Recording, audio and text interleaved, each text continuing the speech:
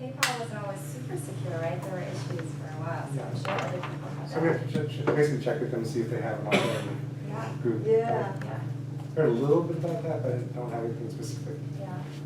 I'll follow up. Okay, I'll let okay, you great, know. thank you. Share with Yeah. you guys, yeah. So the qualifications are pretty straightforward. Over the age of 18, have a PayPal account. Not currently in bankruptcy or foreclosure, and again, you have to have a trust and invite your lenders.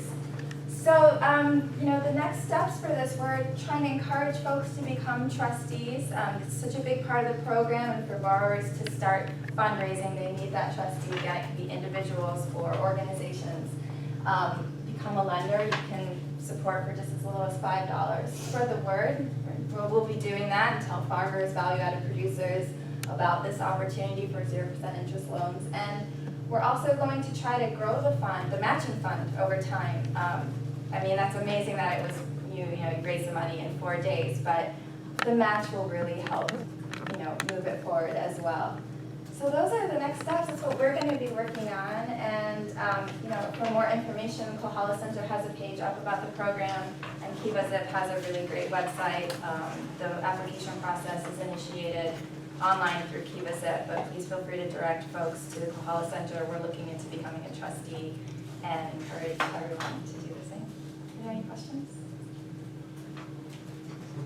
I'll just add a comment. I just finally did the paperwork to become a trustee. It wasn't that hard.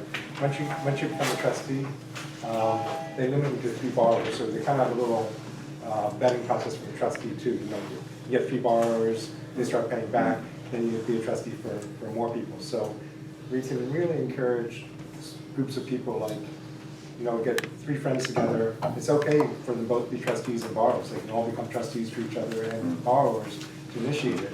But it's really trying to take that kind of nugget of community development, that sense that a lot of us, have been in small groups, like we all want to donate 25 or 30 bucks to somebody, but that's not enough for them to do anything. But now we're multiplied by this. So if you can have that trust network that helps you as an individual or part of a small community, now it gets globalized. So I'll probably be approaching Farm Bureau, Farmers Union, coffee people, different groups of people, and seeing if each of them can get something going in their own mind. So that's kind of the next step. Is any of you want to be a trustee? It would be good. You're not going to get hammered with 50 people asking. You can only give to 3 people anyhow, so you don't have to worry about you're the only one on. You're going to get hammered.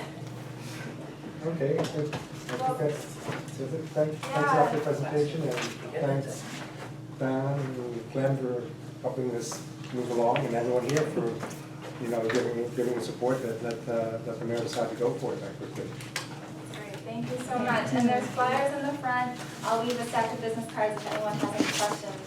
Please feel free to get in touch, and I can send this electronically too if you want to distribute it. Yeah, and this is the last thing. This is just the press release for this just went out yesterday, so this is really the initial first public day that it's out. Just curious, what is your desired outcome in terms of how quickly to ramp this up? How many borrowers you're after, at what level, and what's your desired outcome in the first 6 months or whatever? Right. Oh, well, we would love to loan out. So it's about 20,000 that has gone out to KivaZip, and we would love to loan all of that out within the first 6 months. If they all go to farmers, and those farmers seek $10,000, then that will really the match will only go to 4 people. But once it goes out and we have a chance to track it and see how it's doing, KivaZip is going to provide reports on the repayment rates and that sort of thing.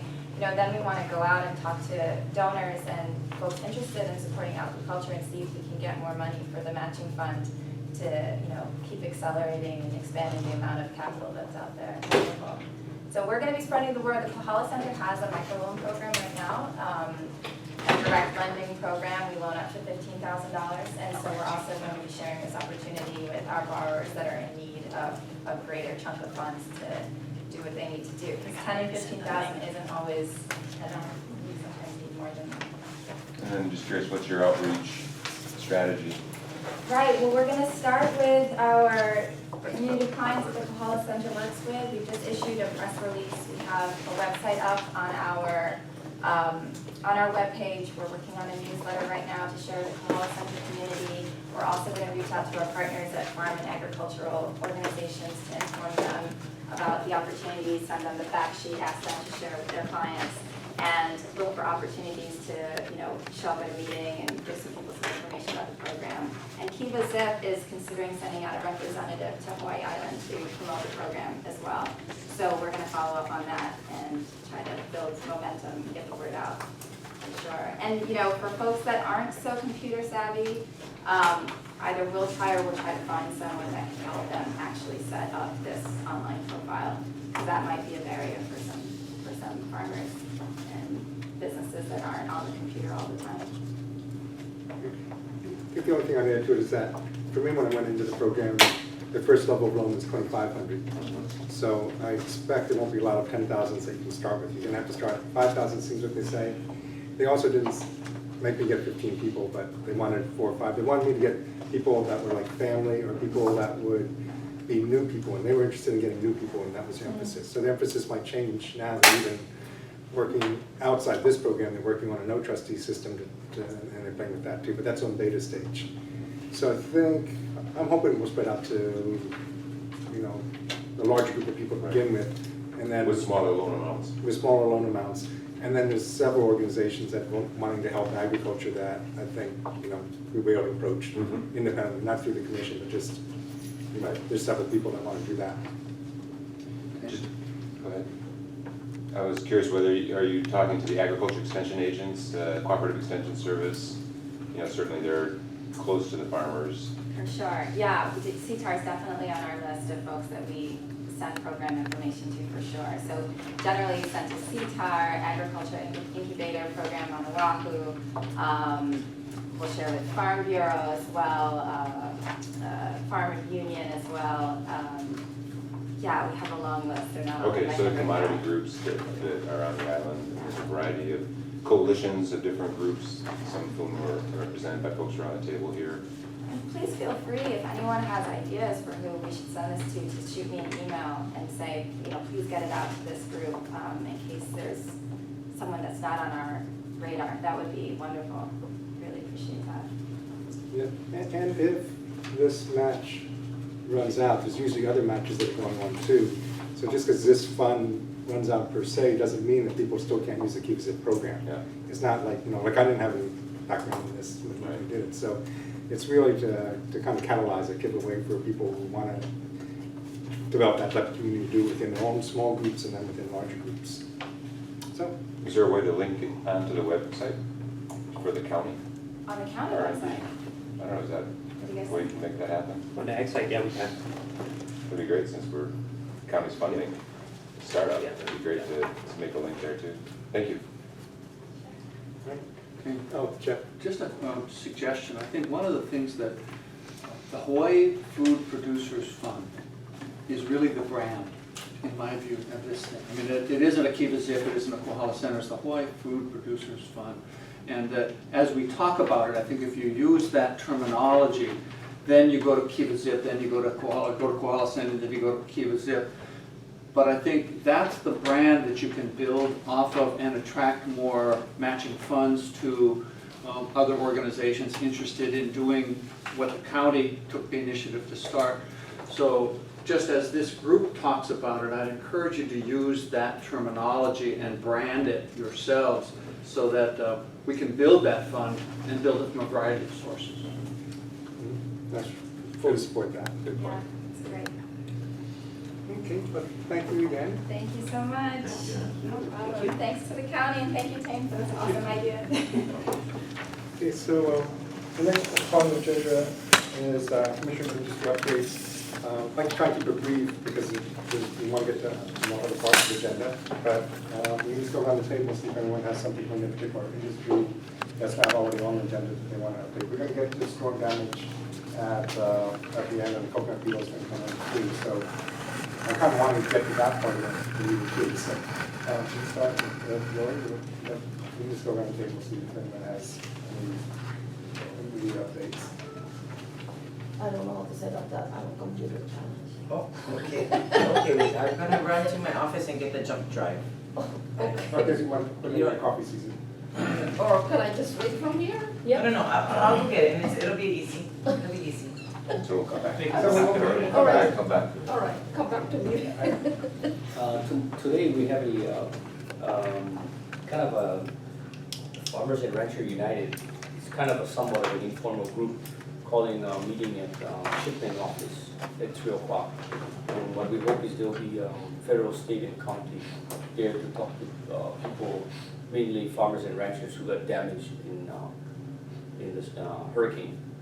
And so what we hope is that we'll be able to get to the point where government will present programs. And of course, you're gonna have farmers and ranchers there that are saying that they got denied. And what we try to do is have this open discussion to try and ask government, whether it's federal, state, or county. This is like an unprecedented hurricane. We have farmers and ranchers out there. I'll pick on papaya, for example. They're like 50 to 80% wiped out. So they have challenges to get money on the table for Kohala, but they also have challenges to get their field actually got to be replanted. Because in the case of papaya, you cannot go back and salvage. You cannot reuse the field. Shipment is very open and helpful, but there's going to have to be like an interim understanding. So if there's not existing programs that can help these farmers, the worry is that there's going to have a lot of fallout. And that carries, the ripple effect carries through the community. So in our industry, there's a few, seems like more interim production because our shade is 80% rather than orchid production, which tends to be maybe lighter, like 30%. So most of the storm wind went through the greenhouses of orchid. But the interior greenhouses, if the anchors held, many of the pipe buckled or sheared because the houses are more like a sail. So we have some that I've visited so far in the last couple of weeks that some took extremely a lot of damage. So they're looking for avenues of help besides taking out a loan from a credit union or a bank. But what we're hoping is we can have that critical dialogue, where what we're already initially hearing is farmers and ranchers approaching FSA and these kind of normal programs and getting turned down already because they don't fit for whatever reason. And so what we hope we can do is have that attitude that let's make the program work for these farmers and ranchers so that we don't lose farmer and ranchers out there. No matter what commodity or size of the operation. So we have a meeting anyway today to initiate that dialogue. And from there, hopefully we get enough information to know what to do next. This is going to be kind of, I think, a long recovery. Where's the meeting here? A shipment office in Cal, 2 o'clock. Okay, thank you. I don't have anything further to add than what Eric said. Sure. You know, the Mackinac industry by and large, I mean, we took a hit down in Kabaloo from this pretty severely, but it seems like most of the trees are gonna be able to be salvaged. So, I mean, compared to what I'm hearing from the papaya guys and your greenhouses and stuff, you know, we sustained a lot of broken trees, but by and large, we got off pretty easily, so we're lucky. Yeah. I want to ask Eric a question. Sure.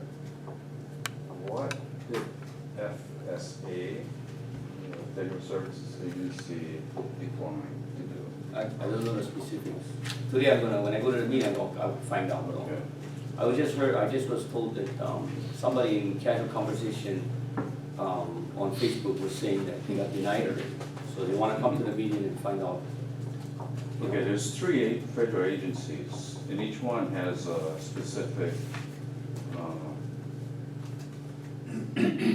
coverage, you know. And we're not sure what the split is gonna be among the 3 agencies.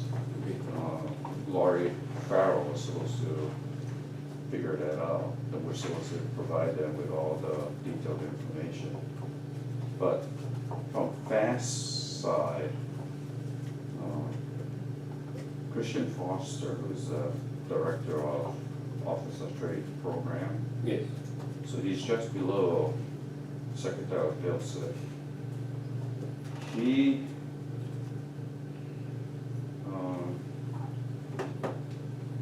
commanded his subordinates to contact me to see how FAST can help with FSA because they're partners in many things. So I was waiting for Laurie to come out with the detail, because without the details, nobody's gonna help. Okay. So from my side, I can make a call back to FAST to see if we need help. So if FSA is declining to help and it's within their purview, then I need to have Christian Foster talk to Vilsack directly. Okay. Well, we hope that, we chatted earlier about this. Yeah, but I know there's 3 agencies, FEMA, everybody thinks FEMA's gonna help, but they don't help crop. No, yeah. It's only structure, and infrastructure. Well, casually, what I heard was if we can get Gov to ask the president to sign a FEMA special fund, it can open up a lot of funds for special funds that can be spent in special ways. But Yeah. I don't know the mechanism. We're assessing the damage, and we're hoping that the assessments that are all going back to Laurie will be showing enough damage that we can propose that to Gov, and he can pitch it. 'Cause if he doesn't pitch it, he's the only one that is the trigger. That's If true. he doesn't pitch, nothing happens. Well, one of the things was first trying to get all the information before the state of emergency expired, but that was extended, so gives all the industries leeway, extra time to do that. Because if we didn't go in with the details to FEMA before the state of emergency expired, they would forget all funds, you get nothing. But fire did take a damage. Tomorrow we have our emergency balance the budget meeting, because I don't think the association is gonna get 50% of all the volunteer production contribution, which is the money to operate the operation and do a lot of the marketing activities. We got 50%, and to me, they gotta balance the books somehow. I don't think income can be increased, so that means the band's gotta be chopped back. So I already offered the coffee guys, and I offer you the opportunity too. I think Papaya's gonna get 300,000, and there's no way we're gonna use it. My feeling is we're only gonna use 100,000. So if you guys need the money, then I have to ask FAST to shift the money to a different compartment. So it's a good time for McNuts to come in,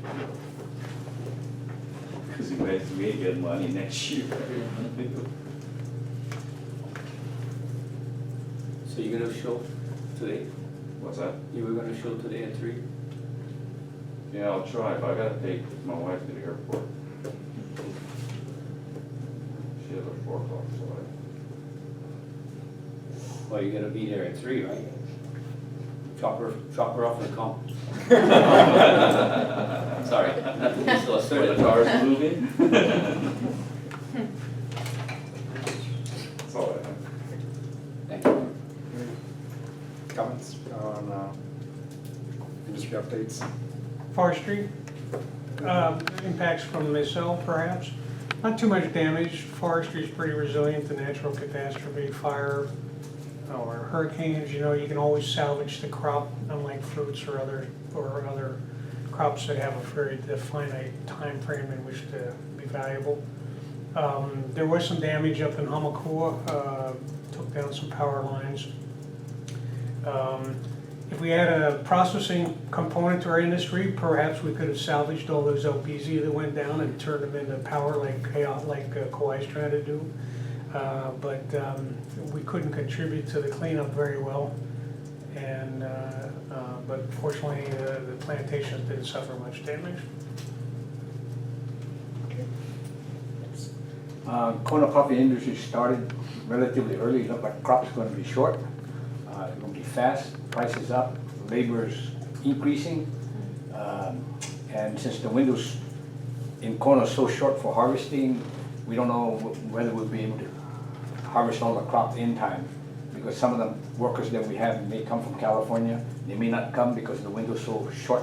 They won't be able to have, ample earnings to come here, make enough, and go back. So that's a wait and see attitude. Very little, if any, storm damage. I mean, we're really, really blessed. But like I said, prices are anywhere from $1.50 to $2 a pound. Cherry weight, harvesters are looking at anywhere from 55 cents to $1.20 a pound to harvest. And they're getting to a point that they may start holding some of the farmers hostage. I don't know how that's going to work. So it's, and I don't know if any of you heard that the feds raided Mountain Thunder. And it had to do with labeling, from what I understand. Then the other thing about labeling is the grades and standards. They got the new rules out. Now the insect damage has been moved from 1 to, well, you can check on the website. You can have up to 20 pinholes, but it'll be only up till next year, June, I believe. Then they're going to revert that back, and then you can have only 10 pinholes. So if you want to know more about it, let me know. I can forward you the information or give you a lead on where to go. Thank you. That's pinholes per grade? Per seed. Yeah, but if you have 20, Take you a get look. reduced one Yeah. grade? Yeah, take a look at the website. It got a better explanation. What is that website? That's a Hawaii Department of Ag Commodities Okay. branch. Quality assurance.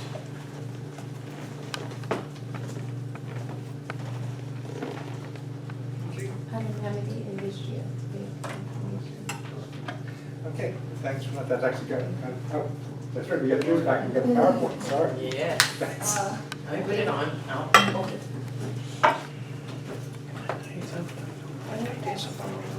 And then tell us when to press the.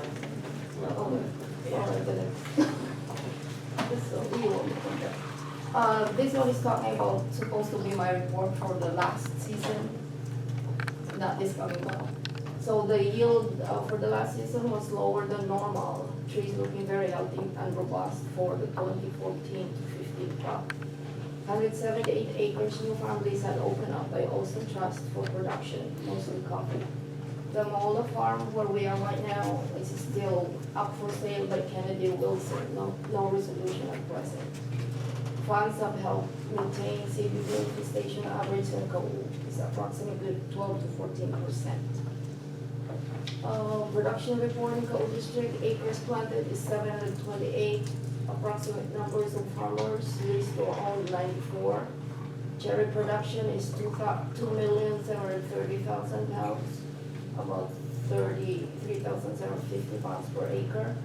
The market value season average is $2 per pound, and it's 5,460,000.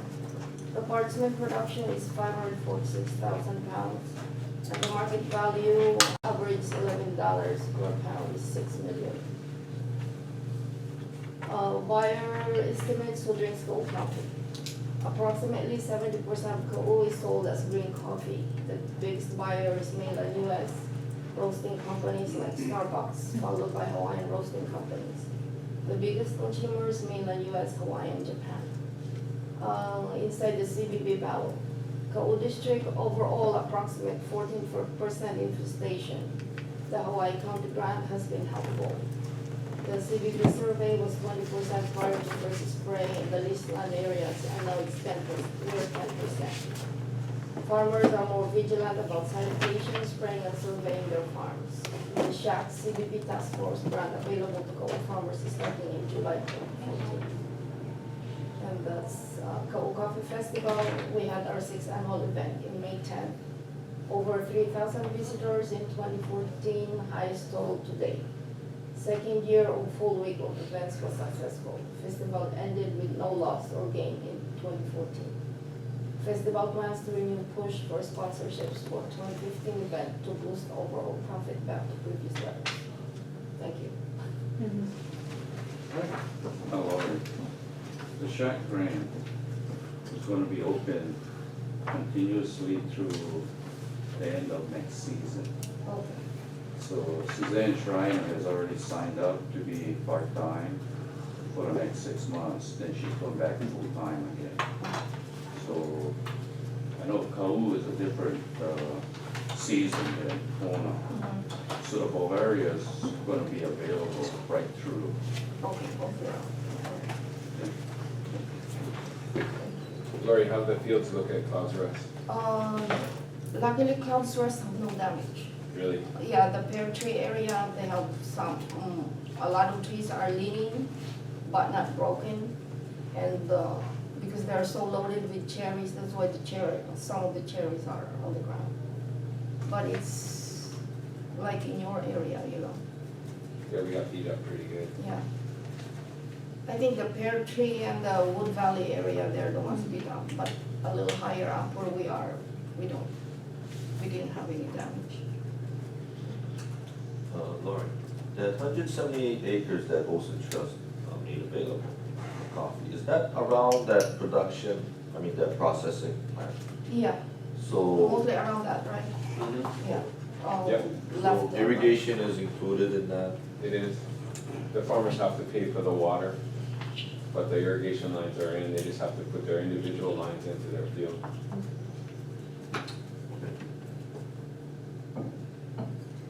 Okay, any other comments? Thank you. So, we did get a letter quite a while back on the information of Act 203, and I don't know if anyone's had a chance to look at it or put comments back on it. We're trying to figure out, where the county is on it, and whether it will achieve the intent of the law. Handing out another version, another copy, just that release.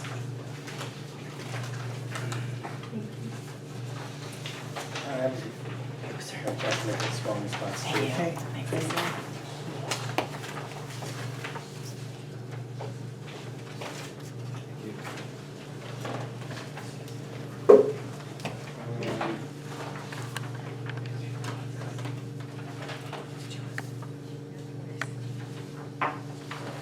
And then, I guess I could check, is there any further updates on it, Jeff, as far as you know, have they done anything further towards the county making Act 203 work?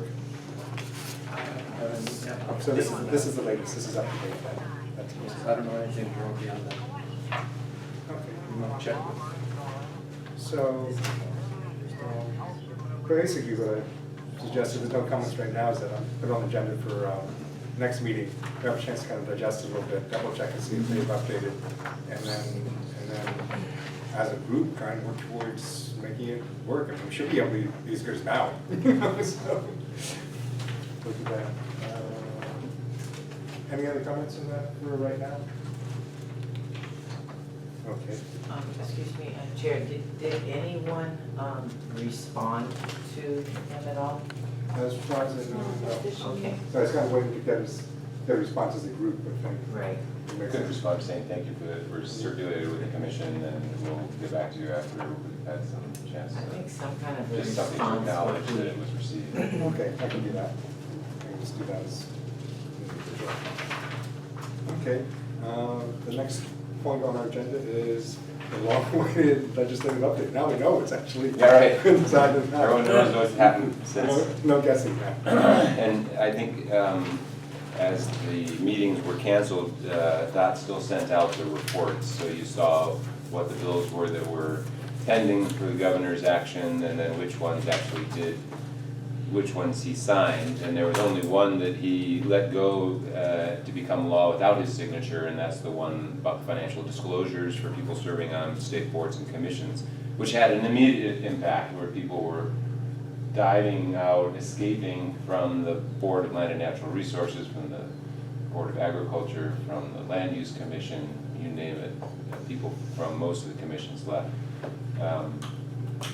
And so there's openings on a variety of boards, if anybody's interested. We need really good people who can think clearly and are willing to disclose their financial. And just so you know, financial disclosures were required anyway to the Ethics Commission. And the difference now is that those disclosures are made public. And that's the difference. And it was action taken by the legislature to deal with some perception that there are conflicts of interest that the Ethics Commission did not identify and act on.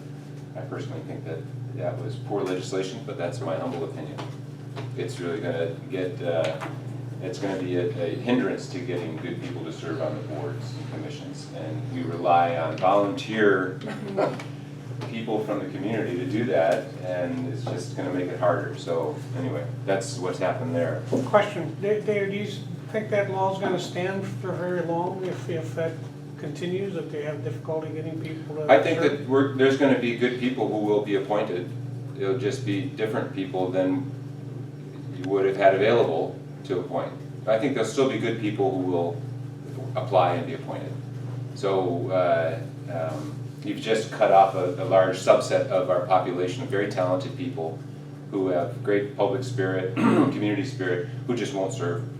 So I think that's the problem. I think we still will have quality people who apply. I just hope we have quality people that are appointed. But because of that, some action is stopped at a number of these commissions. Land Use Commission doesn't have quorum. They can't take any action, for example.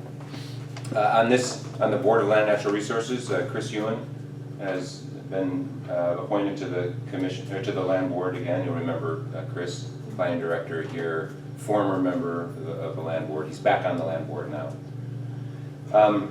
So a variety of bills were passed. The governor signed a number of special purpose revenue bonds bills that are now basically authorizing so ag enterprises can have access to SPURBs. It's another financing mechanism.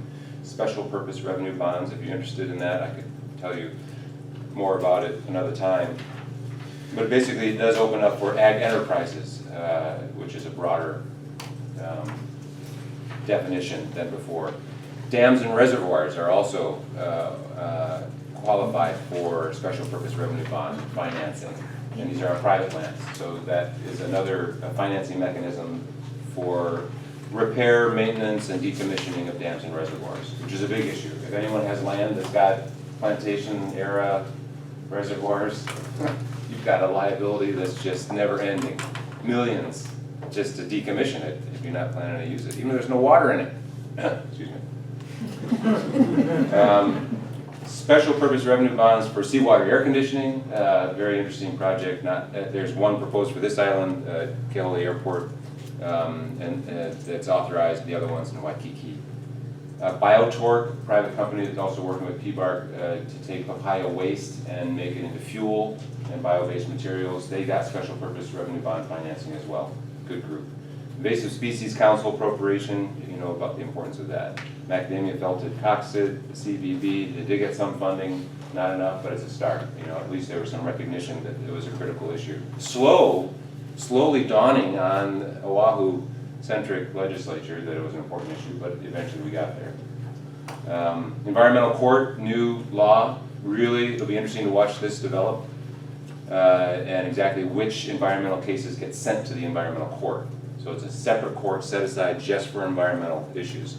But they're going to have to define actually how to put some boundaries on what is environmental issue that will be sent there. Lower Hamakua ditch, I think we talked about that in a previous meeting about cap on the toll for the water from that.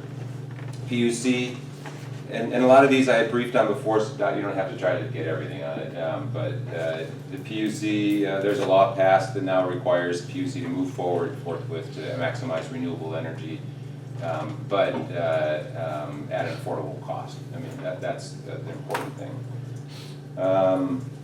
And then the last thing, so there's some opening up of some additional agricultural land with lower quality designations for solar.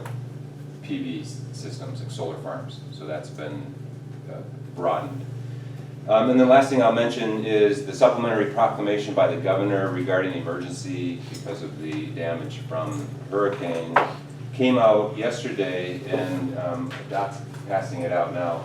I'm bringing it up because it's very relevant to your discussions today as to how to come up with financing for repairing the damage that's been caused. And if you read this, it's very restrictive. It's only public infrastructure is allowed to get exemptions from the variety of different things in here, all these different chapters. So it's, if you look on page 2, you know, it's very specific. You know, that really is specific to public infrastructure, basically.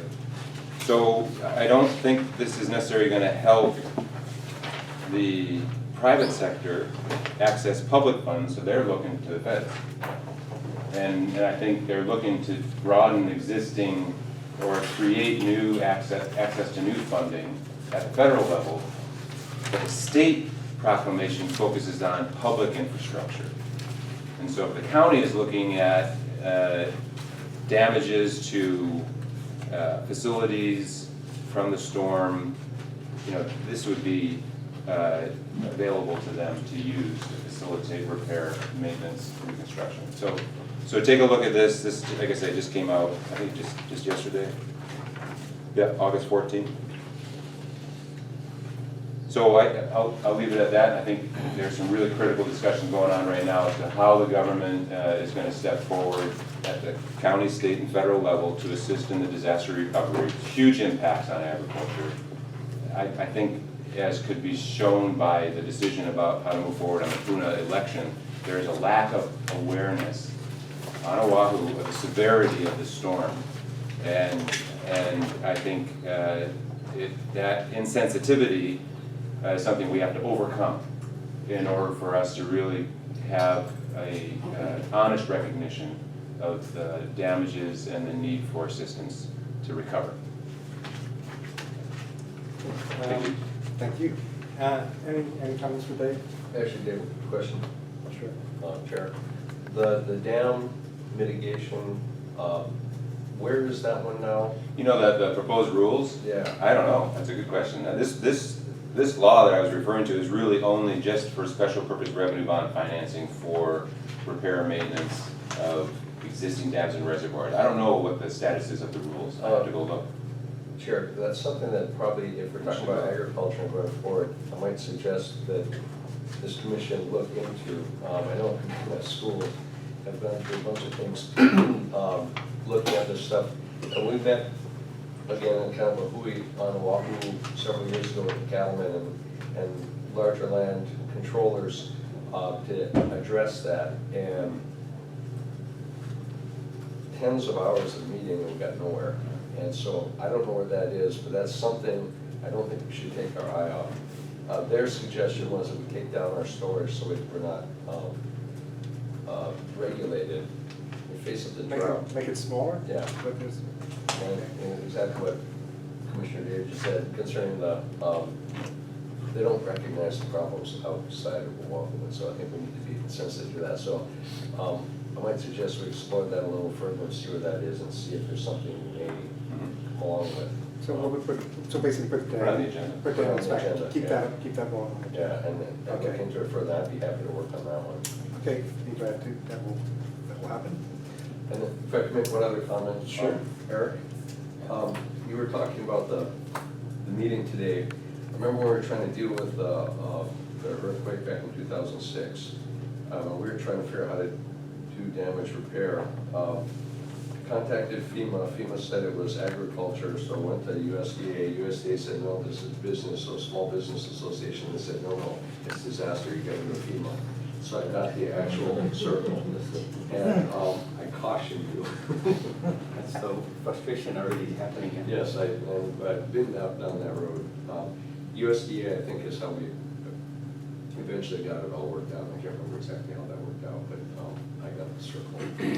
Well, one avenue, I know Ron gave a little bit of good news, so, you know, I'm happy to hear that he's able to come today and help us when he hears what FSA says to probably Lester, will probably be there. I don't know if Diane is gonna be there. And then you're gonna hear some interaction between the farmers there, telling FSA, how come I don't fit in the program? And then the FSA is gonna say, well, you're too small, you're too big, you know, whatever. Yeah, you don't fit. So that's where maybe Rod can bring some light and sense to this. Well, the funding is limited to a percentage of the industry. I forgot, there's 2 federal funds other than FEMA that's involved. One is 50% of the industry, the other one's 30%. So I think nursery and papaya, I mean, we're way over that. We hope that we can improve that, yeah, Right. with the first initial. But that's assessment. where I need Laurie to give me the details. I think today she's ready. Thank you. Thanks, Dave. Just a minute, another thing to keep your eye on, when I was at the dairy opening the other day, when the dairy opened up its new milking barn, one of the things I learned was that the biodigester that that they have a site for and was gonna use to take the waste and process and produce energy, they couldn't move forward on because there was a state law that kept, that if it wasn't in your lease, you couldn't do it, that the production of energy was in somehow limited by the lease that we're sitting on. I think the same issue may have showed up in the slaughterhouse in terms of the ability to put solar units on the top or do some kind of energy production that would reduce operational costs. But I just want to raise that question, if there really is a hurdle, because they have a site for it, but they just never built it. And they said, well, we'll build it, but not until the law will allow us to build it. So you might want to think about that issue of whether or not there is an alternative energy, waiver for alternative energy production as part of the ongoing farm operations. This is a state ag lease Yes. terms that don't allow it. Yes, and I'm not sure if that's controlled by rule or controlled by the actual just a boilerplate lease or what it is, but to have it get in the way of a business that's, it could handle its waste a lot more effectively, and it would reduce smell, it would reduce a whole variety of issues and produce some outcomes that would be good, but it seemed like an odd ripple. That's been an issue I've known about it for 20 years, state ag leases. Because they go out to bid, they're very specific in what you're bidding on, and then they say, well, you can't even change the crop you're growing because the guys that bid and didn't get it had planned on growing that crop only. So if you want to grow a different crop, you have to go back out the bid to be fair to everybody. It's a really tight way that they interpret, whether it's the rule or the law, but it's something we should look at because it takes away flexibility from a farmer, especially row crop kind of farmers. It definitely, obviously, is now translating into energy production and other uses of that land. But it's a big issue. We forest industry tried to take that on back when we were beginning to lease the state lands for forestry. And it was a big wall that we couldn't get close to overcoming. And it sounds like it's still here even 20 years later. So it would be something interesting to see if we could take on and modernize a little bit. Yeah, because our policies and the sustainability is moving more towards integrative type concepts. And laws and catch up, and then laws are partly in the leases. It sounds like they're built to make a level playing field, so like everyone's bidding on the same thing and has the same fairness. So so that's a mismatch. It is probably something that could not be addressed at a couple of levels. We have the policy, then we've got to get it into either the law or how the laws are regulated. And just one more comment, and we have some advocates within Land Division, the Illinois Land Division, who were on the other side of that fence, who were leasing lands and ran into some of those issues, and then they basically went out of business, and then they got hired by the state, and now they're positioned to send that message upward. So the timing might be very well to try and take it on again. Yeah, but because we could clarify the problem, put it into a good statement and come up with some solutions. It's, then at least that's seeded. It might take another 10 years to get through, but at least if we started. Okay, so I've got that, along with Dan, to get that, you know, noted to try and put that on the agenda for next meeting. That's gonna be an ongoing thing too, I think.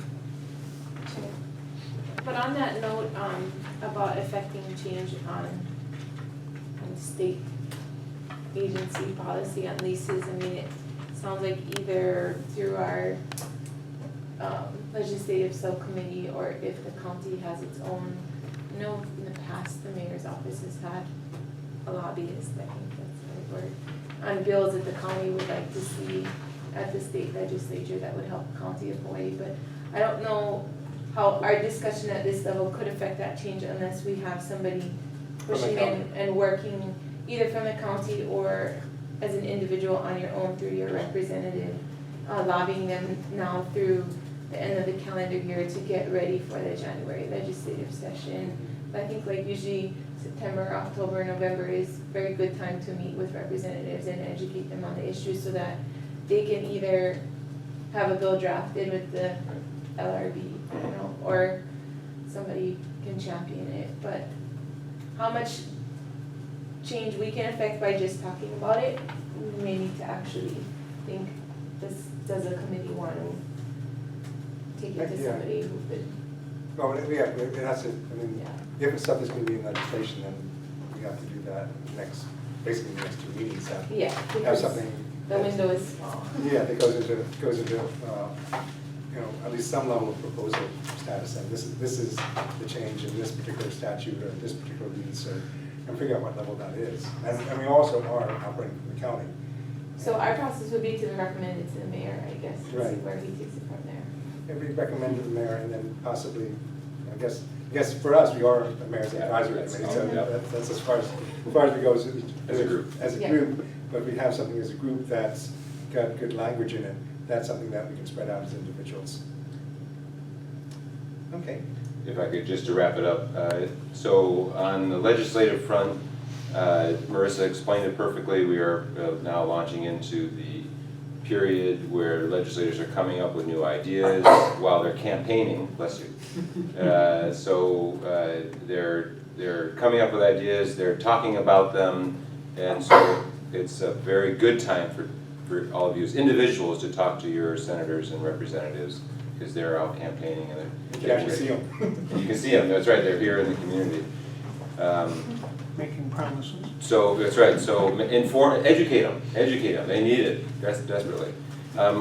We will have a new governor, and so it's essential to educate the candidates. There's 3 major candidates for governor, and they all need to be educated. And so all of the leadership in the state agencies will change. So if we have, Scott Enright's in there right now, and he's only got a few months before that changes, so he's a great ally. There's, just personally, if you want to try to learn something out of the Department of Agriculture, give him a call now, because he won't be there, probably after a certain time. And so it's a very fluid time, but I would say, to echo what Marissa's saying, if you've got specific things you want to try to get introduced in the legislature, I would say individually you should be talking to your reps and senators. We can certainly talk about it here, but if there's a bill that's moving, then it's on the list, and then we can talk about it, and then we can say to the mayor, hey, it's a good idea, go for it, or it's not a good idea. We really can't start it. We're not the initiator of these bills. It's got to be the legislator, and that would come, I think, personally from you as individuals to your own rep and senator. Thanks. Okay, thank you. Excuse me, Chair. I failed to pass this up. May I just pass it down? This is Laurie's. Absolutely. Pass it. The next item on our agenda is updates on the citric acid voucher program. I don't know who's. I'll be reporting. Okay. We have been working to make this voucher program more available to citizens who are interested in controlling coqui frog, especially in the corner side. One of the problems was that HCEOC, who's handling the vouchers, is located in Hilo, and so they would have to, someone who wanted to pick up a voucher would have to drive out to Hilo, buy a voucher, and then go to crop production services on the way to the rubbish dump to pick up their bag of citric acid. So what we did, working with HCOC, set up a mailing program where they could, you can send a check in to HCOC and they would mail the appropriate number of vouchers back to the individual or organization. Now, through CPS, we also set up Al's Home and Garden, I believe they're called, on Kona side, to store and accept the vouchers from that side. So now, someone in Kona could mail a check into HCOC, they would receive the voucher through the mail, and then they can just drive to Al's to pick up the citric acid. So then they don't save a trip having to drive all the way out this way. So we're fortunate that HCOC was very accommodating and CPS for working it out also. We've had some council members also make contingency funds available, and so that really helped to increase the access to the constituents of the different members. And we have received some funds to fix up some of the sprayers that are not in service. We're trying to go through them, determine which ones are repairable and to stay within the budget, and hopefully that will increase the number of sprayers available to the cooperators. And that's where we stand right now. Thank you for that.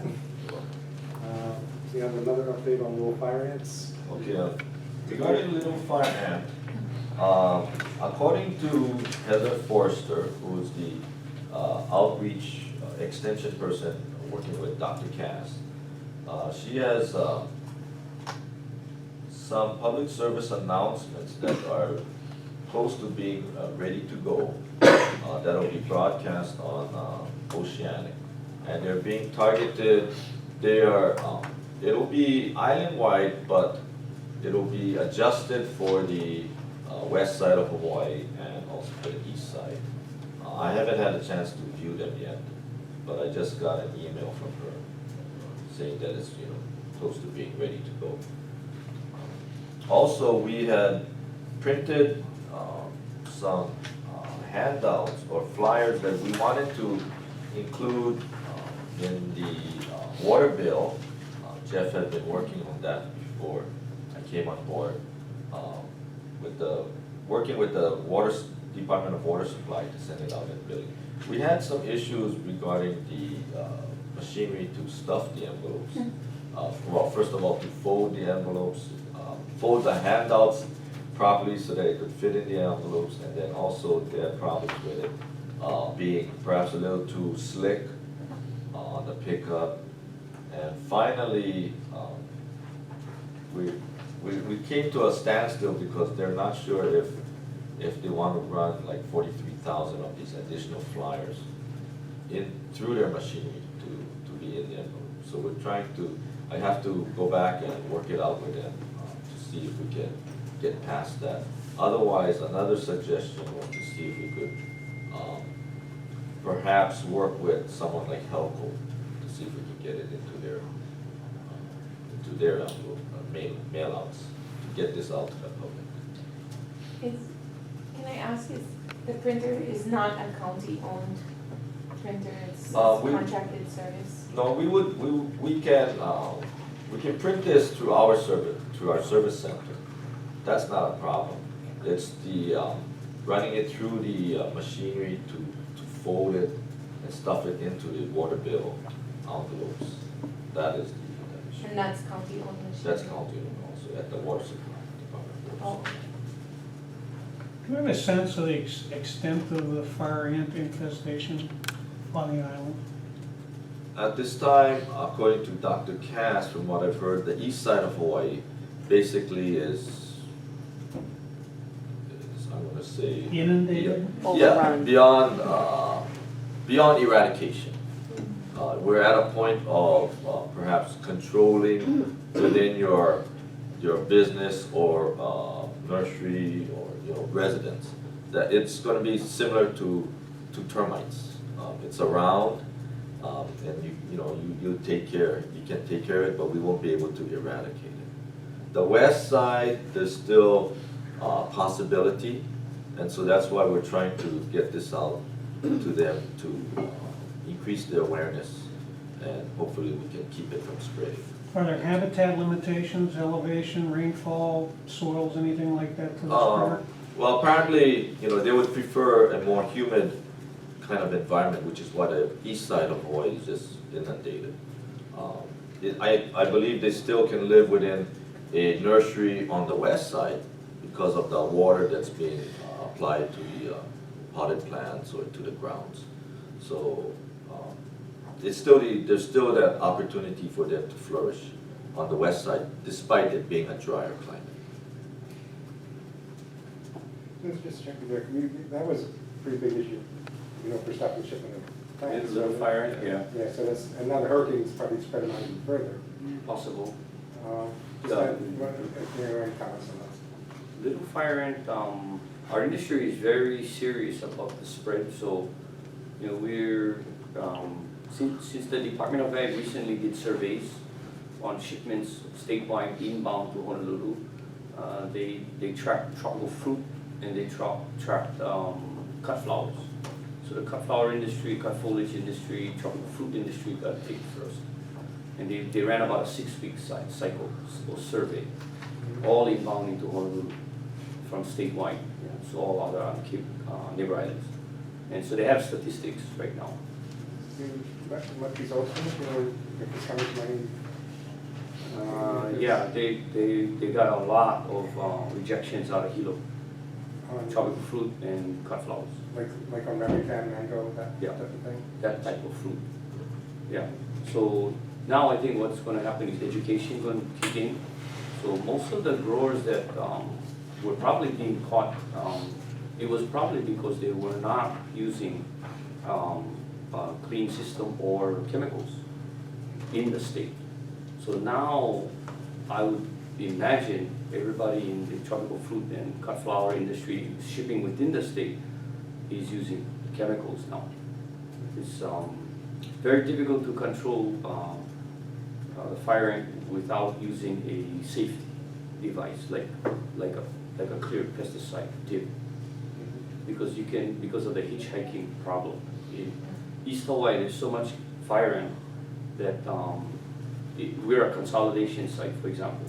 So we might be clean, but the gatherers that come to our nursery come to a part of our nursery where we receive, and that's constantly infested. So we have to clean it every day. We got to spray it down every day. Then once the product gets cleaned and moved into our building, it's safe. It's clean for export. As far as our industry and probably the tropical fruit industry, anything that was exportable in the sense of shipping it out of state was already clean because we have to comply.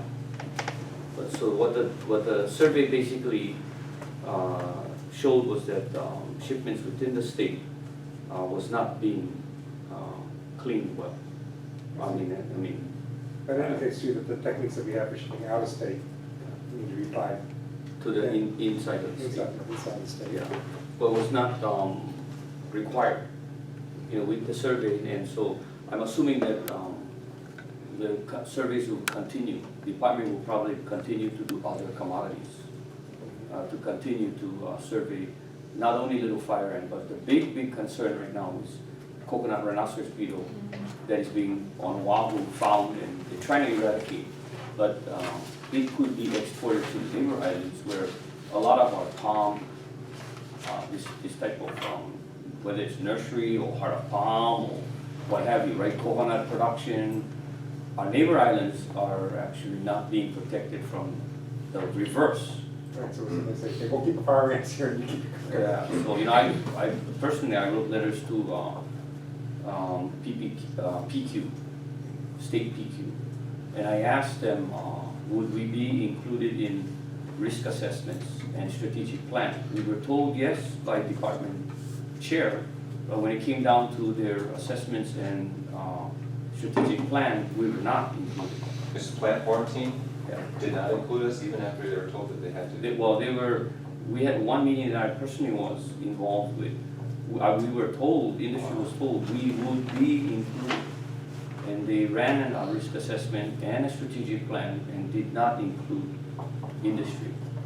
They didn't include us in it. But at the same time, they surveyed us first, which was interesting. Yeah. So the concern we have is, I was also told by chair that I am not to go directly to PQ manager or administrator. I am only to go through him. And I was very, very disappointed when I got that written letter from him. Because our past historic process was that the competency level on quick response with plant quarantine or plant industry administrator or manager was that industry could go directly to them to give feedback and get information. So it seems a very cumbersome process that the present chair has put on industry. This is Chair, Right. Scott Enright. okay, Chair, Ag Chair. Okay. Yes. Chair? Sorry. I Sidetrack. thought so, but, well, actually, the next thing on the agenda is co-curricular, so, yeah, so you can actually goes quite well with that. Okay, well, I think that, you have more? Yeah, when talking about fire ants, I mean, for us on the corner side, we've been surveying with our coffee cooperative. And for us, it's been all the farmers that we've surveyed, 100% infestation. I mean, they've got it. Okay? Fire ants? Fire ants. Oh. Okay? And what it is people seem not to be able to, how do you say, admit that they have it. So what we did is we tracked it on our own. We found out how to look at them under a microscope and distinguish whether they were fire ants or not, and there's a way that you can do it. So the reason we're interested is there's almost every farmer's got it, but they don't spread very fast on these farms. And what we're afraid of is we get a heavy infestation, then whether we're trying to harvest macadamia that's on the ground, right, or coffee from the trees, because they forage in the trees, right? They love protein. Okay? So for us, our danger is we don't want people to have an allergic reaction and not be able to accommodate them, right? I mean, and you've probably heard it, if they've got enough stings or bites, some of them can go into anaphylactic shock, people that are allergic. So for us in the coffee industry and macadamia, we've been very, very careful. So we've been surveying that on our own, okay? But, it's kind of like unofficial, so we've been trying to let our farmers know. And there's limited amount of use of pesticides that you can use for them. And if you do use certain ones of them, you need to make sure they're in a bait station, right? So it gets to be a relatively challenging issue. So just to let people know that, I mean, people just don't want to admit that they have it, right? I mean, it's scary for me. It's a Spencer Park. Right. How is this going to affect the organic industry? I mean, if only chemicals can control this pest, then There's a wide range of things that you can use that group organically. That range keeps getting larger. And most of those will probably, like bull fire ants, if you go to BIRC, which is in Berkeley, they have a pretty good integrated management program on it. Some of that includes funguses and introduced things. Mostly you have to identify, what it is, where it's living, work environmentally on that, and then go about, microcontrol is one of the things that will also control ants, even though it's being used for the coffee board. So there's a lot of crossovers that would be organic. And if you were stronger, you can go into things like pyrethins, biganics, and stuff can do direct kill and soap more kills. But it depends how deep it gets into the farm. It's going to keep you from harvesting lettuce. It's going to be hard to it's going to keep you from managing your crop if it gets too strong. So generally speaking, I think there's enough organic controls to generally match, especially at the field level, to control pretty much anything. Big issue though for us too, and it seems to just be slowly expanding and getting worse. And like like we said, you know, they go into the trees, so, you know, the harvesting of crops, tropical fruit, it becomes pretty deadly to go in onto the trees. It's very, very serious. Yeah, it's gonna, anyone to work is gonna be bitten. Yeah. I guess is ready to move on to the coconut. Oh, do you Just have a quick comment on that. I think, I'm wondering if part of the problem is that a lot of the chemicals that are out there that have limited, you know, they go out to take care of large industries, and we have series of small industries with kind of exotic crops. And that really the industry that produces the chemicals doesn't necessarily pay attention to the scale of the business that's being done in a place like Hawaii. And it might be a time to start to talk in that framework with the people who are putting out the chemicals, because they're not tested against those crops, because the benefit doesn't necessarily fall locally, you know, fall largely. So finding some way to expand the utilization of, you know, throwing siesta on the ground or something in a tropical fruit orchard, which might not be permitted currently, doesn't necessarily prove a threat, it just hasn't been certified. Yeah, you mean, as far as labeling goes? So Yeah, it's a labeling question. So, you know, it might be part of a broader industry voice that goes back to the folks who work through the labeling of individual chemicals to try and get that assertion, you know, see if there's some relief that can come from the expanding labeling potential. Sure, comment on that one. The vet world has the same deal. It's called orphan drug that allows you latitude. When it comes to food production, there's very little latitude. I mean, it has to be specifically labeled, and I assume the same goes for the plant side. So I think that's actually a really good idea, Chair, to try and explore that, because it's been done before in a different venue, so I think it would kind of go along the same lines. It could be done, but it has to be explored. I have one quick question concerning the plant quarantine. When the cattle industry was dealing with the disease trichomoniasis, which is a reproductive disease in the cattle, there was not a legislation in place that allowed a quarantine to be called upon the cattle. But the industry voluntarily accepted a quarantine, even though legally they didn't have to. And we're going to eradicate the disease probably the next 3 to 5 years on the outside. Is the plant side the same way, or is there legislation in place that can mandate a quarantine if they so deem it?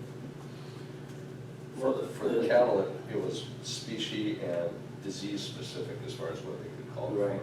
Right now, the worry that our industry has is, last session, what we were told was that the language that came out to create House Bill 1994 as well as Senate Bill 2347 to criminalize the nursery industry, specifically in County of Hawaii, if we have pests and ship invasive pests.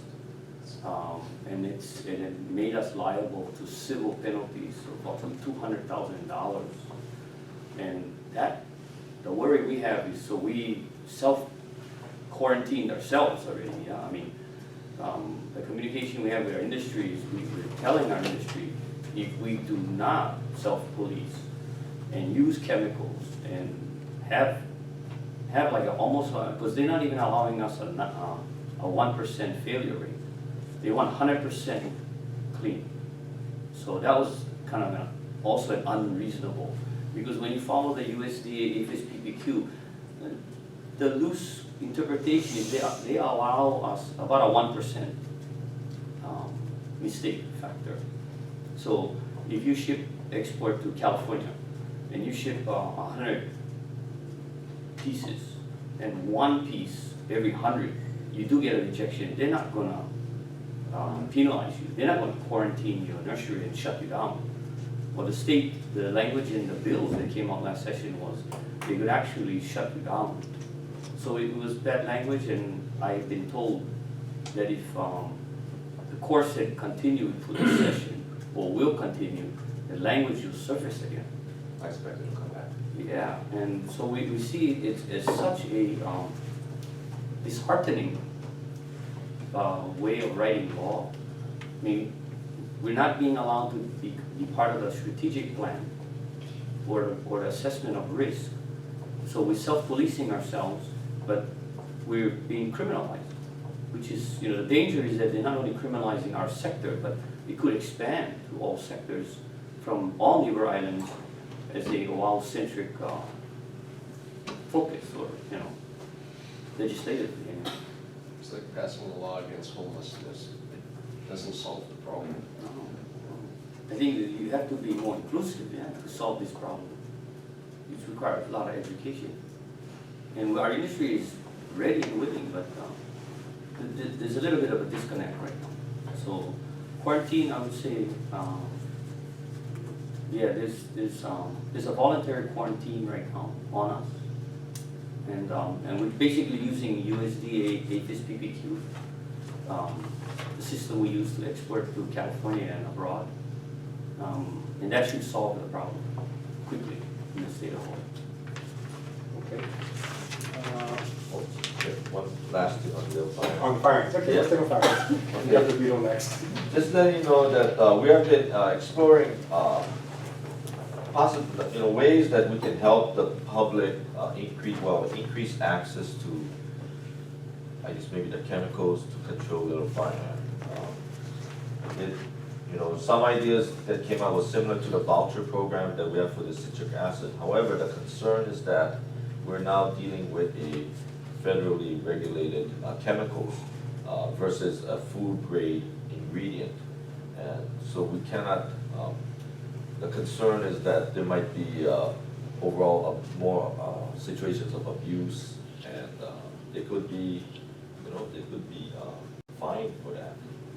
And so we didn't want to be part of that. But somehow education is necessary, but we have been asked to look into ways that we can help, and so we are modeling this over right now. Okay.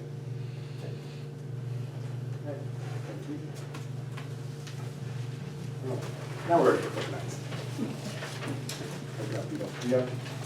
We have the Coconut rhinoceros.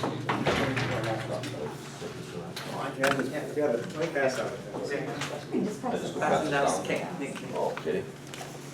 Passing out, these are handouts that were prepared and sent to me by Dr. Arnold Hara regarding the coconut rhinoceros beetle. As mentioned earlier, the beetle has been found on Oahu, is a very dangerous pest of the coconuts, palms, and also include, I think I also read where, lauhala is also, it will feed upon lauhala. So, if it gets into Hawaii County, there is like a huge food source for it, and would most likely spread very quickly. As far as we know, attempts to testing of chemical control has not been very effective. One of the problems, it's a large beetle. It bores into the crown of the palm and will lay its eggs down in organic matter, usually around the base area. So in Guam, it was a very bad problem. Another concern is that I think in Asia, it's kept as a pet. So, possibility someone might pick it up and inadvertently allow it to perhaps escape and establish itself here. So at Dr. Howard's request, we're making this information available to the commission so that we can. We do have traps set up here at ports of entry on Hawaii County. They are attracted to light, and there is I believe a mating pheromone that they also include in there. And so we want to make sure we can catch it as soon as possible. But we also wanted to disseminate this information to the commission. And that's where we stand right now. Thank you. Thanks. So I was kind of curious, all the neighbor islands, through communication, yeah, with maybe Department of Ag. I think they're studying the issue and the concern of identifying where the pest is, quarantining the area, and they're trying to eradicate, yeah? And so have you heard that, are they successful? Are they continue to find more breeding grounds? Or is it contained? I think the feeling is that they're slowly losing the battle, which is why Dr. Howard said, bring this up to the commission, at least, so that we're kind of more prepared, and rather than it popping up and then all of a sudden we start scrambling. They're trying to look at different ways to trap or to control it. I've heard of them setting out nets, bird netting over compost piles, and when the beetles hatch, they get entangled in the netting, so then, that's one way. But, yeah, he's very concerned about it, and I guess we Hasn't been should. found here on this island, or only Oahu so far? Only on Oahu so far. But, it could be, and one of the thoughts is that it could perhaps, say, find its way into, say, the landing gear of an airplane. And then once it's coming over and starting its flight path to land, they open the doors, the landing gear drop. The beetle can drop out, say it's at night, and then would be attracted to the light along the coast, say, and would just, it can fly about a mile. So it can go over there, land there. If it's a pregnant female, feed on coconuts or lauhala or whatever, and then start laying its eggs, and then it could become established without, and with the vastness of this island, we may not be aware of it for years before it starts popping up. Coming anything that's normally imported, any commodities, any food, potted plants, that type of thing, is that? No, because if it was, say, in a pot, well, for whatever reason, if it was coming back this way, you would see, you can see the kind of damage that it would do. But the concern is perhaps a kid or someone could find it on Oahu, pick it up and say, oh, he's going to keep it as a pet, and stick them in his luggage or something coming back to Hilo. Yes, sorry. Yeah. What about the eggs? I mean, we talk about the live beetle, right? But one of the things is it's no different than like the coqui frog, right? I mean, transportation of the eggs, is there a way that the eggs can be transported? I mean, I don't know, I mean. Well, I believe according to this, because it's in the organic matter, or compost,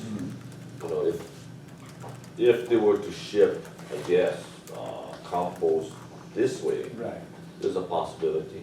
But I hope, knowing that it's over there and it is a breeding ground for the coconut rhinoceros beetle, that it would be checked out or sterilized, I guess, before. I'm not aware of any shipments of. Do we get compost like that from Oahu? I'm not aware. Now, there's a possibility on the west side, if they don't have enough, perhaps it might be shipped over there. I'm not sure. They have some money. I'm kind of concerned, just like whether it be the fire ants or the CBB or any of these, right? In the coqui frog, most of it weren't transported as far as live adult animals, right, per se. A lot of them were eggs. They got transported, but by our own mechanism of transportation, wheel wells, tires, bags. Just a thought. Okay, well, thanks that's brought up to our attention. Just, if I should to suggest that the county council should be educated about this. Just in terms of, they're very interested in agricultural issues, if they could be educated about what the reality is of these invasive species that we've just discussed, I think it'd be beneficial for them to be aware of it. Okay. Thank you. Next item, we've actually covered this somewhat, but I think you can see there's more detail on the tropical storm, Iselle reports. Do you have any further things that you want to add or look at from that? I think you're really looking at what type of aid we can get to people. Seems to be like what you and Ron were discussing. This, from the cattle industry standpoint, most of it was down trees and flat fences. I'm not aware of any structures that were broken. Maybe down coqui, there may be some on that side, so can they show up for, and I would guess that Chris English is going to be at that meeting this afternoon, so. I think as a whole, we can actually cover, if you're looking at like what the different channels of getting aid is, and it looks like it could be convoluted, so people are gonna have to stay organized and focused on it. It seems like there's an expiration date too on the emergency declaration. Well, anybody available, maybe today at 3, maybe you can stop by shipment office. I think they're gonna use their carport area. They have a large carport area. And they're gonna just break up into small groups, so each agency will have their own table to talk to visiting and roaming farmers and ranchers. Yeah. So multiple conversations are going to be probably going on at the same time. Just out of curiosity, what was the wind hitting Puna and all that? What was its speed? Was those Well, unfortunate. We figured that it must have been at least 50 miles an hour, at least. But technically under 75 miles an hour, so not a hurricane. So those who have insurance qualified if they had insurance. Yeah, and if you hit 75 miles an hour, most of the insurances right now out there, you would be disqualified. So the Hawaii Weather Service stated that the winds were under 70. So that's what the insurance companies took, right? So it may have been somewhere, from 40 to 60, who knows, the gust. All we know is that when the winds came in the early evening up to at least 10 o'clock, personally, I know is that it seemed like the winds were coming from the northeast in the direction of my nurseries and then my residence. I was seeing the winds coming. At night, hard to clock, but I was figuring maybe some of the stronger gusts maybe was way more than what I expected. I mean, I never seen some of the winds that strong. So I figure it must have been at least 50 miles an hour, I would think. Because normally I would think 30 to 40 miles an hour, we start having a little concern, these are stronger Kohala, that is.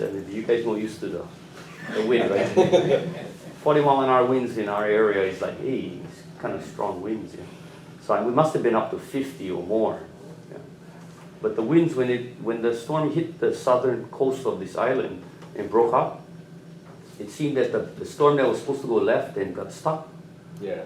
That is probably what caused a lot of damage, because when it got stuck, it kept whipping. Kept going and going. And that's what I think damaged greenhouses, shade houses, papaya fields, orchards, and took down a lot of the albizia, right? The large trees in Puna. That was the problem, for Helco and the community at large. If that storm had kept going, I think would not have been the kind of damage that we experienced, I think, in Lower Puna. Except for maybe the surf, right? That one we kind of expected a 15, 20-foot surf coming in, so that was very hard to avoid, I think. But it was just, I think, accentuated because the storm got stuck. It never moved. I don't know why, but it just got, Mauna Loa maybe, it just kind of held it there a little while. And so when I kind of slowed down, it was about 10 o'clock, so this wind shifted and must have gotten really strong probably after 12, because some of the nurserymen I talked to said, 12, 1 o'clock, they felt the winds change. The rains were coming at a different angle, hitting their residences at a different angle, and the wind started really rattling their homes. So I think that's when we got hit hard. Okay, that brings up the albizia trees, because that's being discussed in the papers anyhow, saying, trying to look at that as another invasive species and pay more attention to that.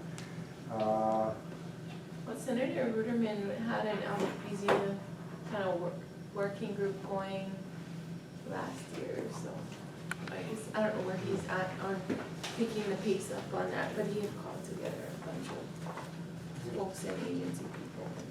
But it seems like people are focused on it, so it's a good time to push forward control programs. Are you saying that there's actually value for it in, Oh, yeah, as a I biofuel? mean, in fact, Hawaii, you know, they're green energy, they wanted to actually grow albizia, and they were gonna lease state lands and plant it. But obviously, as an invasive species, they don't grow, so they're gonna go with ukes. But,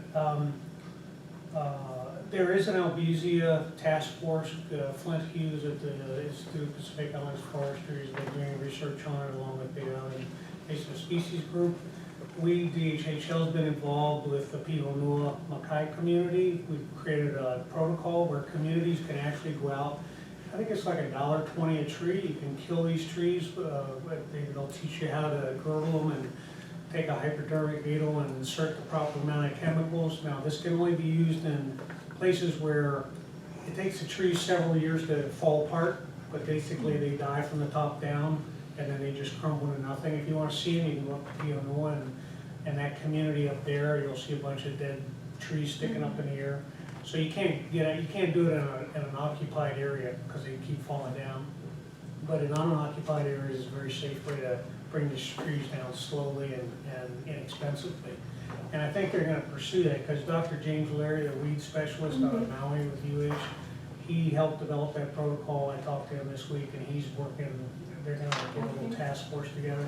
And I know Representative Fuji, Cliff. Suji was big on that. So I think you'll see legislative support and hopefully focus on getting rid of this thing because it's, as we now know, it can be very damaging. We've been warned about it for years. Oh, is there anything you can see doing as, either from the mayor or as our group towards encouraging that? Well, the task force that met about 1.5 years ago actually talked about, and HECO was president, or HELCO was president at that point, and the suggestion was made that HELCO sends out their bills every month to almost every consumer on the island. Anybody that's on grid gets one of these little monthly things. And all you have to do is tell people in a couple months in a row, this is what it looks like when it's this big. This is what it looks like in 3 months, and this is what it looks like in 2 years. Now, when do you want to take that thing out? When it's this big in your backyard, it takes a machete. I did that with my own neighbor, and it works very well. But if you let this thing grow for a year, you're talking about an arborist bill of a couple $1,000. So we just need to make people aware of what it looks like when it's young. So if you machete it when it's young, you don't have to do. Well, you can cut it, it'll resprout, but if it's in your backyard, but if you take a little dab of Roundup, cut it, a little bit of Roundup, it'll work fine, or pull it up. They're relatively easy to pull up when they're young. But don't wait 5 months. Pretty easy to push over when they're 100 feet tall, too. Okay, so then it sounds like this task force and it's being handled not much. Yeah, but as we know, we have task force and we've got coqui frogs and targets too, right? So the question is, how long will the Puna catastrophe sustain itself and something get done about it? Is the task force the county level or where's the task force from? Just be informed. I think it's at the state level with UH and the Fed level with the U.S. Forest Service, and the county level with Big Island Invasive Species Group with legislative support at the local level, county representative level. Okay. Chair, there was a bill last year at County Council. It got postponed or failed, but Zendo Kern had an albizia bill, so you could follow up with him too and see how that goes. And it was Faye and Mark that on the House side that had the albizia appropriation last year. Okay, thank you. I think. Yeah. Start mentioning. Okay. Just to let you know that, we've just been gathering scattered reports on losses. I worked with Judy Schilling. She's got 3 groups. Eric Weiner. And just some numbers and Laurie Farrell. So Laurie had sent me this update, and and it is not complete, but right now she's looking at 57 million for papaya projected losses. Cleanup, which includes cleanup, loss of this year's crop, and projected loss, because papayas typically 3 to 4 years are bearing.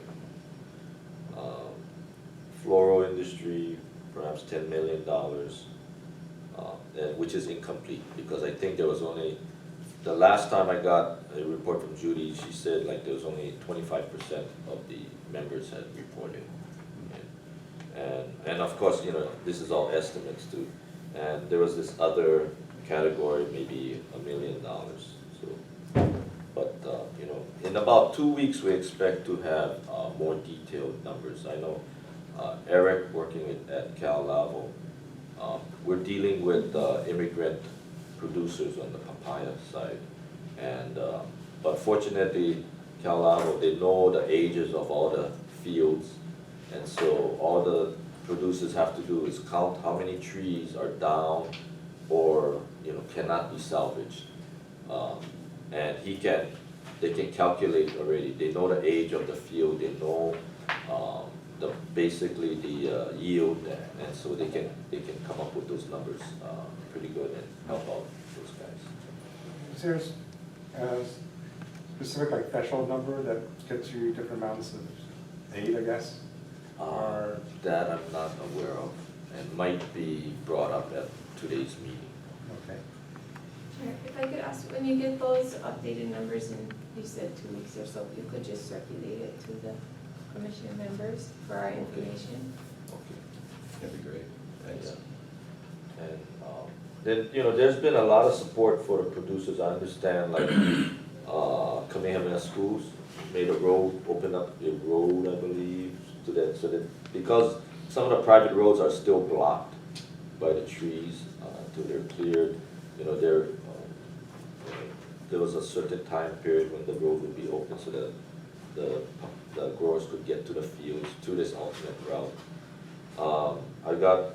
I know that there's the two fertilizer companies here are looking at reducing prices on the most commonly used fertilizer for the papaya growers, and would on a month-to-month basis have that discount in place until, you know, they, I guess, perhaps get back on their feet and they would stop that program at that time. But at least they are reaching out to the growers and trying to help them get back on their feet as soon as possible.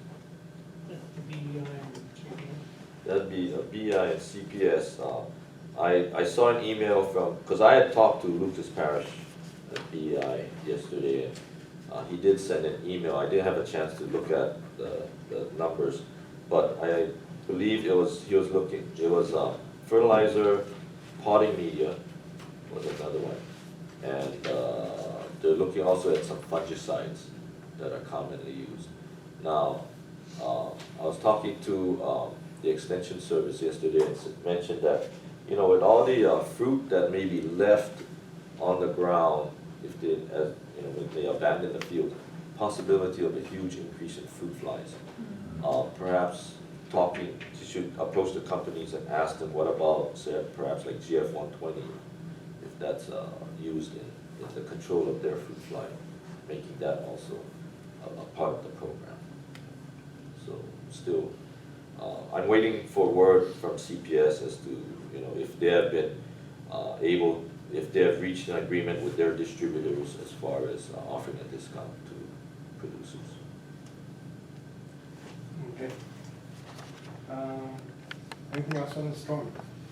I think we covered it twice, so I think we're doing pretty well on it. Next is actually the question from commissioners if we want to form any committees, any discussions with public officials, any extra things. We got a little bit of discussion already, you know, on the agenda. If there's anything else anyone wants to add at this point, this is just, we got 2 or 3 items we're going to argue to put on the agenda for next time. And the storm will, of course, be back on the agenda. Is there anything else anyone needs to add? Okay. Next thing is to confirm our next meeting date and location. You're supposed to be in Kona, I guess, this time, so I don't quite know. I guess I have to talk with Dot to see whether we switch this around or not. And she's not here right now, I guess. Well, yeah, I mean, You can make the call. yeah, I mean, I suggested we switch back to Kona and just reverse this, but I want to make sure we have the rooms. Yeah. So as it stands now, unless I'm told otherwise, the date will still stay the same, September 16th. And we'll see if we can get a Kona location and get that location back in place. September. September 16th. 16th, is it? Yeah, that's what I have on our list of meetings anyhow. So we have to go back and change all of our location dates every other month. Just the last three. Yeah, but it already. We've already changed them all. I was halfway to Kona this morning. Oh, you actually had that way. I called Doc, I called, Cory. Okay, and we do the presentation, so that's been done, and we'll hear a motion for adjournment. So move. All right, all right, it is now adjourned. Thank you for coming. You got a lot done in